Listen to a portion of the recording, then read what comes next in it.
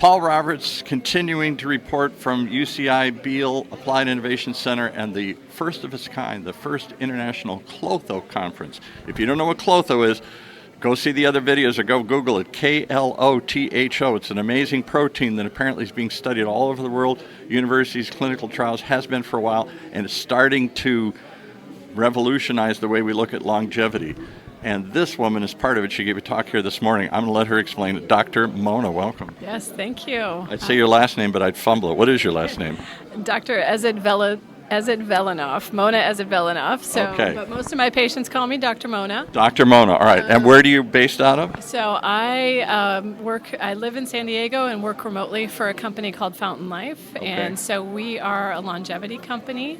And the difference, a longevity company means what? Just how to live longer or how to live better and longer? How to live better and longer. So it's really focused on prevention of disease as well as expanding your health span, how long you feel healthy and vital throughout your lifetime so that you can do all the things you want to do. Because people always say to me, my parents lived to be in their 90s, so you're going to make 100. Is that the good news or the bad news? I don't know. You're going to make it both. You're going to make it good and bad. I think it'll be good news. You can hear from KLOTHO research. If I have KLOTHO in my brain or in my body, or maybe it'll be a good. Yeah, maybe it'll be good. It'll be great. All right, so your practice or your company does what? You said it's you told me and I forgot already, a systems-based approach to longevity. What does that mean? So what that means is that we're thinking about the whole body, from how your hormones are to how your cardiovascular health is, your gut microbiome, your oral microbiome. I'm going to interrupt you because I heard so much about the gut connection to brain health and other things. Lots of research on that. Well, how did my gut connect to my brain? Yeah, so most of your immune system is in your gut. We make most of our neurotransmitters in our gut. So, and because it's such a vascular area in your gut and all of that blood flow goes up back into your brain, there's a connection between the gut and the brain. The gut and the brain, okay.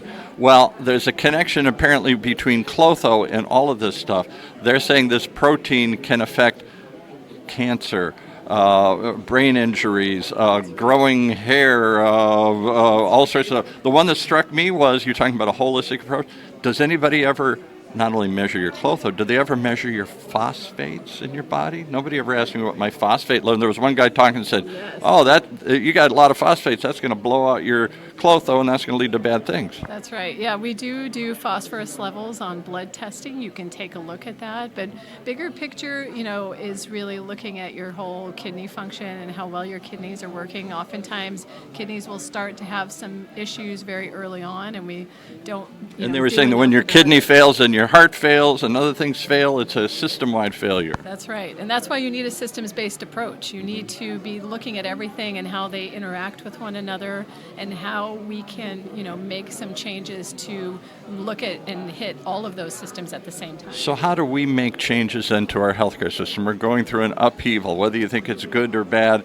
RFK Jr. is ripping it all up, and we want to make America healthy again here. Will we rethink how we deliver healthcare in this country, or are we just going to be stuck with these segmented, short answers? Give me a pill, give me a procedure. I think we're in the process of changing healthcare. I think that with all of the research that we see at this conference, all the research that's going on around the world and the publications, and really the desire for people to want to feel better. That's the key. I do. I don't want to I'm in my late 60s. I don't want to end up like my parents at this age where they started to fall apart, and the last 20 or 30 years were miserable and very expensive and awful to watch as they declined, and one thing led to another thing. To whatever extent, I don't want to go through that journey. That's right. That's right. That's what most people, when we go to these longevity conferences, or if I'm giving a talk and you ask people if they want to live a long life, their perception is that, you're going to live longer, you're going to have more disability, not be able to do these things. In a nursing home, yeah, I want to live to be 100, yeah. But that doesn't have to be the case. I mean, we have incredible technology and science now that can really change the whole paradigm. Well, I'd say from your lips to God's ears, but I've heard it from the voice of God here today, the scientists out there who are studying it and telling us that there is an alternative and it exists today. Thank you so much for joining us. Of course, thank you.